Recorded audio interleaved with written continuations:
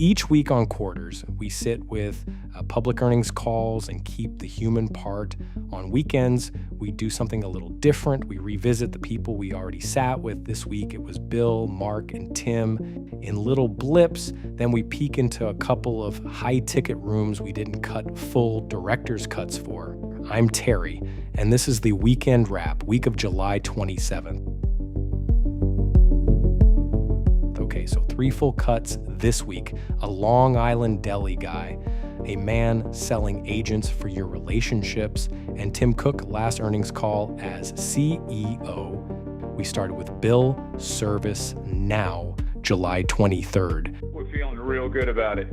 What does it all mean? We are who we said we were.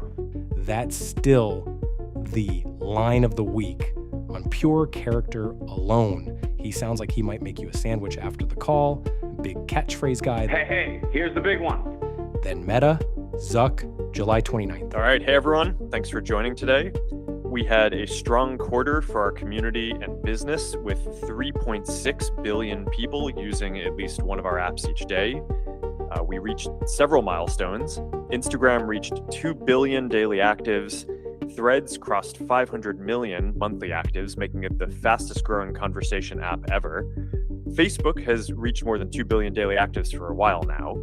WhatsApp just hit an all-time messaging record, peaking at 30 million messages sent per second during the World Cup final. 3.6 billion people. Wall Street looked at the receipt though. CapEx about 31 billion. Free cash flow now a puddle. The stock was down hard after hours. On the call, it was keynote voice. The opportunity in front of us is massive. Stand-up optimism. I'm very excited about this, and we're going to have more to share soon. A lot of doors opening all at once. Soon, we will have agents that can work 24/7 on your behalf to help you achieve your goals and improve your life, your health, your relationships, your finances, whatever you want. Thursday, Apple, Tim's last earnings call as CEO.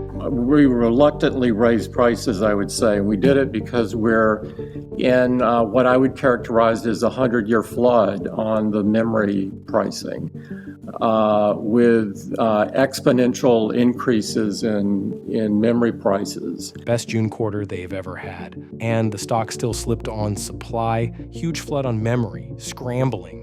But the human part wasn't the iPhone number. It was a man handing over the microphone like the principal at graduation. As you know, this will be my final earnings call, and John will lead these calls going forward.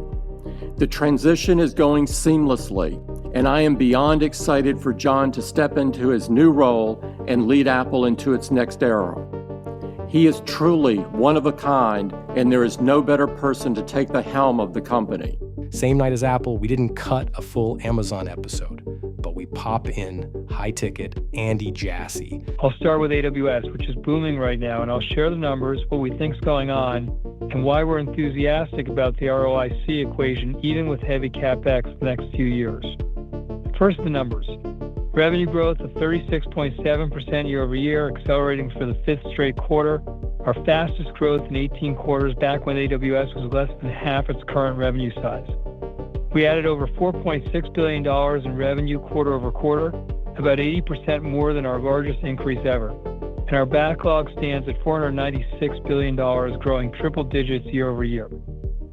AWS is now a $169 billion annualized revenue run rate business, which for perspective would place it 24th on the Fortune 500 list if it was a standalone company. Our chips business now has an annual revenue run rate of over $25 billion, growing triple-digit percentages year over year. AWS booming. AI and chips, each past 25 billion run rate, he says. Also, free cash flow underwater on the build-out, net income juiced by a giant paper gain, mostly from Anthropic, CapEx raised again, memory costs, same ghost-haunting Apple's call. In fact, the demand we already have for 2028 is striking. Microsoft, Satya, July 29th, same day as Meta. Microsoft Cloud surpassed $214 billion, up 27, and Azure surpassed $100 billion, up 41. Satya talks like a white paper that somehow has a pulse. Tokens into outcomes. Azure past 100 billion, Copilot seats stacking up. Wall Street usually likes his CapEx story more than Mark's. Now let me turn to the apps and agents we are building on top of this platform for individuals and organizations. When it comes to knowledge work, we now have over 30 million paid Microsoft 365 Copilot seats, with net seat adds more than doubling quarter over quarter.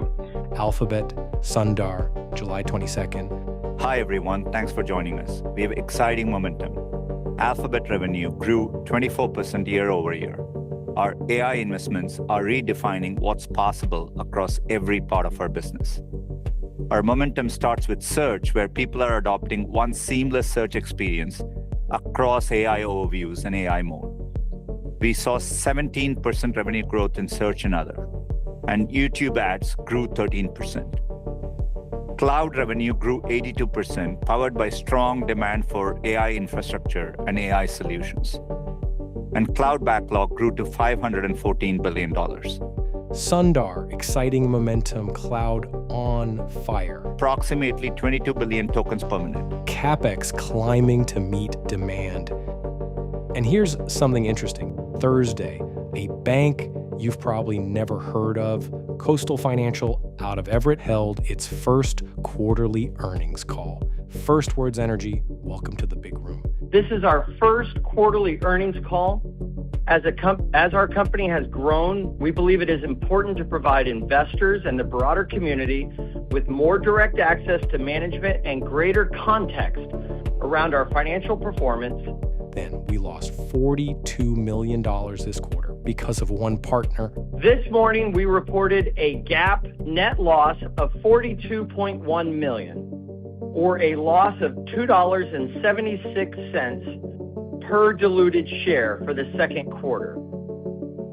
That result was driven almost entirely by $68.8 million in pre-tax accounting adjustments associated with a defined CCBX portfolio company and its consumer loan portfolio. Stock got cut nearly in half the same day. New executive chair, CFOs leaving. They killed a deal they'd been looking at. The chair said they're not treating it as the end of the world. We are not treating the June 30th accounting action as the end of the work. Which is a sentence you usually don't need in your first earnings call. Anyway, line of the week, Bill McDermott. We are who we said we were. Thing that actually means something. This week, the mega cap story split three ways. Bill, product market confidence with catchphrase gravity. Mark, reach intact, cash strained, future tense working overtime. Tim, demand so hot the supply chain can't keep up, in a succession done with manners. Andy, the CapEx arms race has a receipt and a backlog, so not going to rank them like fantasy football. I would say if you only listen to one full cut from this week, listen to Tim's goodbye, because there won't be another. If you want the CapEx argument with a face on it, listen to Mark. If you want to feel affectionately weird about enterprise software, listen to Bill. I'm Terry. If you like this, please subscribe. Full director's cuts for ServiceNow, Meta, and Apple are on the channel.